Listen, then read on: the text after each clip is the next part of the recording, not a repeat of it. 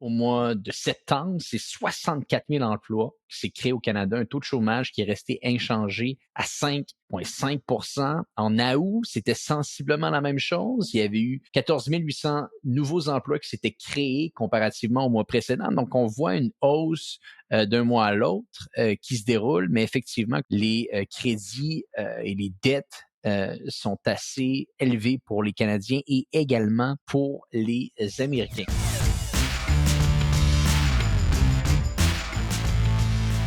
Donc, on est de retour sur le podcast Hypercroissance en mode discussion d'affaires et cette fois-ci, c'est avec Simon Plante pour parler d'économie, pour parler de marché boursier. Mais avant toute chose, Simon, comment ça va aujourd'hui? Très bien, Antoine, toi? Ça va très bien, content de parler avec toi. Et Simon, on a plusieurs sujets qu'on veut discuter ensemble aujourd'hui. Marché de l'emploi, inflation, taux de crédit qui malheureusement vont quand même à la hausse pour les citoyens canadiens, également américains. Mais avant toute chose, j'aimerais savoir, depuis la rentrée, on enregistre le podcast 10 octobre 2023. Comment tu dirais vont les marchés? Est-ce que ça va à la vitesse que tu avais prévue? Est-ce que finalement c'est un petit peu plus au ralenti? Ça serait quand même intéressant de donner un petit peu de contexte à notre audience aujourd'hui. Ce qu'on observe depuis le mois de septembre, c'est vraiment un repli de marché qui inquiète certains parce qu'on commence à voir justement, entre autres, la médecine que les banques centrales ont appliquée, la hausse de taux d'intérêt. On commence à voir les effets, puis ça inquiète les investisseurs que ça se rempire davantage. Maintenant, savoir vraiment la cause de ce repli-là. Peut-être, premièrement, c'est que surtout aux États-Unis, on a quand même une année qui est bonne sur les marchés, puis certains investisseurs, par prudence, prennent certains profits. Mais moi, je dirais vraiment ce qui est le catalyse de la baisse du marché, selon mon opinion, c'est vraiment les taux d'intérêt qui augmentent. Là, je ne parle pas ici du taux directeur de base, je parle des taux à plus long terme, 3 ans, 5 ans, 10 ans.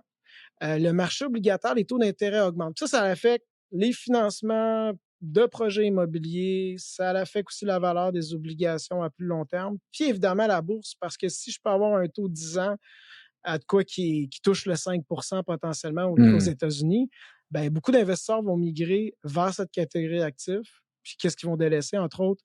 C'est la bourse. Puis c'est une nouvelle réalité, ces hausses de taux-là, parce que, un, il y a de l'inflation, mais c'est aussi qu'il y avait des acheteurs captifs. Le Japon, le gouvernement chinois qui était appelé à investir en dollars américains, puis aujourd'hui, soit pour protéger leur économie, pour contrer leur propre inflation, sont plus présents. Ce qui fait qu'il manque d'acheteurs sur le marché et les obligations commencent à prendre la valeur. Puis ça a affecté le marché boursier depuis la rentrée scolaire. C'est ce qu'on a vu un petit peu. Il y a eu un repli, comme tu l'as mentionné, mais il y a un des points qui était passé un petit peu sous le radar. Peut-être que ça nous rendait un peu aveugles avec les bons résultats sur le marché. Les rendements étaient à la hausse. C'est comme tu l'as mentionné, la Banque centrale a augmenté les taux d'intérêt, je ne sais plus combien de fois depuis un bon bout de temps déjà. Et si on analyse de près les crédits, et là on parle vraiment au niveau personnel, donc essentiellement pour les gens qui nous écoutent, là, si on donne une image, les cartes de crédit, les dettes accumulées, du citoyen moyen, autant canadien qu'américain. Pardonnez-moi l'anglicisme ici, mais c'est souvent ce qu'on va utiliser comme expression. On a atteint notre all-time high au moment où on se parle. Et ça, ben écoute, habituellement, ça n'a pas nécessairement du très, très bon pour plusieurs choses, pour le marché, pour d'autres choses qui pourraient en découler derrière. Pour donner un peu de contexte, 107,4 milliards au deuxième trimestre de 2023, c'est la valeur totale des dettes des Canadiens, ce qui est en hausse considérable par rapport au trimestre précédent ou surtout au trimestre des années passées. Simon, quand on voit des dettes autant augmenter au niveau consommateur, habituellement, ça peut donner une vision un petit peu plus sombre pour la suite sur le marché et peut-être même sur la viabilité de certaines entreprises, là. Tu as dit un mot-clé, moyenne. Puis c'est vrai qu'on voit le ratio d'endettement en général en moyenne augmenter, mais moi, ce que je pense, c'est que si on essaierait de ventiler par profil de la population, par revenu des ménages, on verrait qu'il y a en périphérie un, un type de ménage particulier qui est beaucoup plus impacté par les hausses de taux. Parce que si on regarde les données dans l'ensemble, puis on va revenir au niveau là, de la dette des cartes de crédit, euh, le salaire moyen réel après inflation est en hausse, tant au Canada qu'aux États-Unis. Donc, les gens gagnent vraiment bien leur vie par rapport à, par exemple, une photo qu'on aurait il y a 5 ans. D'autant plus qu'on a eu les chiffres d'emploi, autant aux États-Unis Ouais, qu'au Canada, ça a été vraiment c'est en hausse, ouais. significativement. Fait qu'il faut se rappeler que 60 à 70 de l'économie, c'est la consommation. C'est important de le suivre. Bref, ton consommateur, il gagne très bien sa vie. Et puis, il a vécu une croissance de ses actifs au niveau de la maison, au niveau des placements. Si on reprend une image encore il y a 5 ans aujourd'hui, qui est vraiment présente. Par contre, si on regarde 25 de la population qui ont pas de maison, qui ont pas d'actifs liquides d'investissement, ces gens-là n'ont pas vécu justement une inflation de leurs actifs. Ils vivent l'inflation réelle au niveau du prix de l'alimentation, prix de l'essence, la facture énergétique dans le reste du Canada est relativement élevée. Ces gens-là commencent justement à utiliser leur crédit plus qu'ils l'aimeraient et probablement ça amène certaines de ces données-là à croître. Donc, moi, je pense que le diagnostic qu'on peut faire, c'est que les premières victimes des hausses de taux d'intérêt, c'est ces ménages-là qui ne sont pas nécessairement propriétaires d'actifs, que ce soit immobilier ou en valeur mobilière. Ils vivent cette inflation-là, puis on commence justement à avoir des fissures au niveau de leur santé financière. Parce que, juste pour donner un peu de contexte, c'est le paradoxe qui s'installe, qui est assez spécial. Au mois de septembre, c'est 64 000 emplois, pardonnez-moi, qui s'est créé au Canada, un taux de chômage qui est resté inchangé à 5,5%. En août, c'était sensiblement la même chose. Il y avait eu 14 800 nouveaux emplois qui s'étaient créés comparativement au mois précédent. Donc, on voit une hausse d'un mois à l'autre qui se déroule, mais effectivement, comme tu l'as mentionné, comme on a parlé, les crédits et les dettes sont assez élevés pour les Canadiens et également pour les Américains. Et ça, avec tout ça qu'on a devant nous au moment où on se parle, Simon, pour les gens qui nous écoutent, pour les entrepreneurs, comment tu vois la suite pour les organisations? Parce que j'en parlais, je pense, sur LinkedIn cette semaine et avec certains collègues, on dirait que le frein de croissance n'est pas tellement vécu pour les entreprises. Et là, je vais utiliser le terme en B2B. Donc, entreprise en entreprise. Et moi, j'ai la chance chez J7 de voir beaucoup d'organisations qui vendent aux consommateurs. Et d'un autre côté, on voit également beaucoup d'organisations qui vendent aux entreprises. On dirait que le volet entreprise à entreprise se porte bien, mais clairement, le volet aux consommateurs semble impacté. On va peut-être attendre un cycle de plus avant de changer notre iPhone. On va peut-être attendre quelques mois avant d'acheter la nouvelle paire de souliers. Est-ce que c'est quelque chose que tu vois, que tu sens un petit peu quand tu analyses un petit peu ce qui se déroule dans l'entièreté du marché? La première chose qu'on peut observer, c'est qu'on est en territoire inconnu. Le genre de hausse de taux d'intérêt dans l'environnement qu'on est, c'est du jamais vu. Tu sais, on regarde, entre autres, juste au niveau, les gouvernements ont des budgets négatifs dans un environnement d'expansion économique, c'est du jamais vu. Fait que c'est quoi les conséquences? Moi, je pense qu'il faut être prudent parce que c'est du jamais vu. Tu as mentionné un point, c'est que quand on avait les premières hausses, entre autres au Canada, la première hausse de 1 du taux directeur qui était un méga saut, là, c'était en Ouais. juillet l'année dernière. Je pense que le marché en général s'attendait à ressentir les effets beaucoup plus rapidement. Là, maintenant, on est au mois d'octobre, on n'a pas encore vraiment ressenti, mais ça ne veut pas dire que les effets ne vont pas se faire ressentir. Tranquillement, moi, je pense que la première étape, c'est qu'on va voir en périphérie certains secteurs d'activité qui vont être affectés. Parce que tu ne peux pas augmenter d'une manière si drastique la hausse de taux d'intérêt sans penser que ça n'affectera pas ton consommateur. OK? Donc, par contre, il ne faut pas non plus être dramatique dans le sens qu'on revient dans les taux d'intérêt qu'on était en 2004. Mais ce qui va se passer, c'est sûrement que l'économie va être plus sobre. Donc, les dépenses discrétionnaires, que ce soit le voyage, la restauration, l'expérience, le voyage, probablement vont être les premières à être affectées.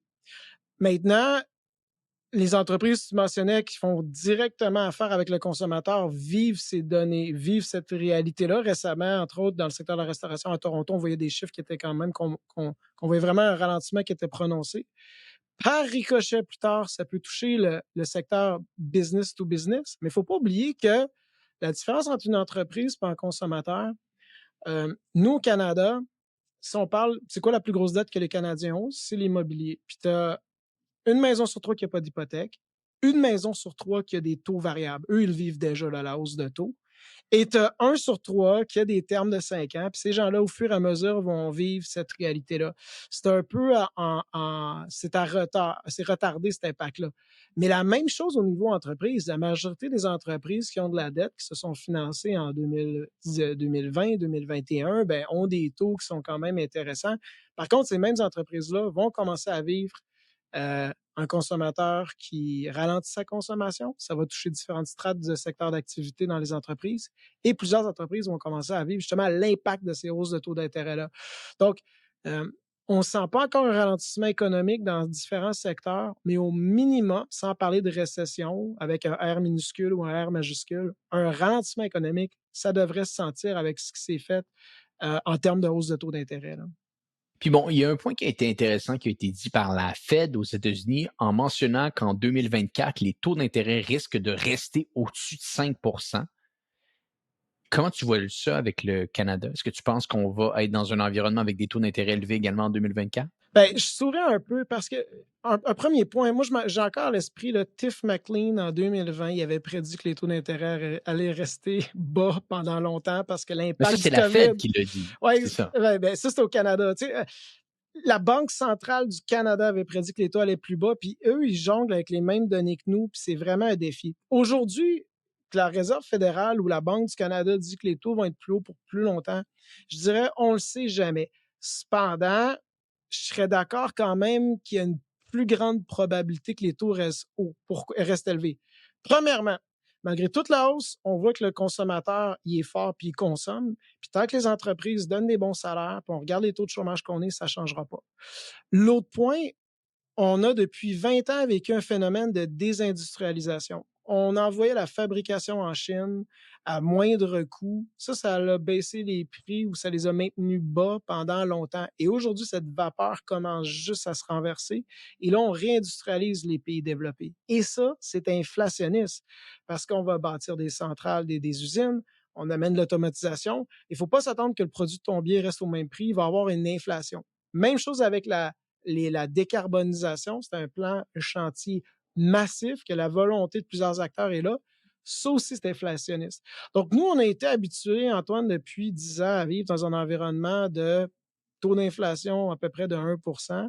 Aujourd'hui, on voit vraiment une inflation qui est passée de 7 à 4 c'était peut-être l'étape la plus facile, mais de la ramener de 4 à 2 au niveau des cibles, je pense que ça va être quand même un défi avec l'information qu'on a actuellement. Donc, je ne serais pas surpris que les taux restent plus élevés qu'on pouvait l'anticiper. Et toi qui es habituellement très optimiste, j'imagine que tu ne partages pas un petit peu ce que François Trahan a dit cette semaine Ouais. en mentionnant, ben cette semaine, je pense que c'est il y a environ peut-être 2 semaines de ça, comme quoi que on va être dans le trouble à partir de 2024, que ça ne sera pas tellement beau ce qui va se dérouler au Canada. On mettra d'ailleurs des liens dans les notes de l'épisode pour que les gens puissent s'y référer. On en avait parlé, toi et moi, sur un podcast il y a quelques mois de ça, où tu avais émis des doutes sur les prédictions que François Trahan faisait parce que certaines se sont révélées fausses dans le passé. J'imagine que cette fois-ci, tu ne partages pas nécessairement non plus ce qu'il pense. Ben, mon argument, moi, c'est que si un stratège me dit que dans 18 mois, il est capable de savoir où le marché va être, plus 35 ou moins 35 je mets un gros bémol parce que ce qui Bien fait sûr. vraiment bouger le marché, c'est des événements peu probables qui se matérialisent. Fait que je donne un exemple banal. On se parle aujourd'hui, ben banal, mais qui me vient à l'esprit, on se parle aujourd'hui du 10 octobre. Imagine, tu avais un stratège qui donnait sa projection au niveau du Moyen-Orient, où l'économie va être dans 5 ans ou dans un an, puis il publie ce document-là le 1er octobre. Ben, au 10 octobre, on se parle, on sait ce qui s'est passé, les atrocités en Israël. Ben, toute ta projection est recommencée à zéro. Fait que ce que je vais mentionner, c'est que euh, planifier une correction de 35 sur 18 mois, moi, je dis, il y a des probabilités qui sont là, mais sont plutôt faibles. Si on regarde les probabilités que le marché baisse de 35 sur une année donnée ou sur une période de 18 mois, si on se base sur un échantillon de 1957 jusqu'à aujourd'hui. Mais ça ne veut pas dire qu'elles sont de zéro. Par contre, fait que je ne suis pas aussi fataliste.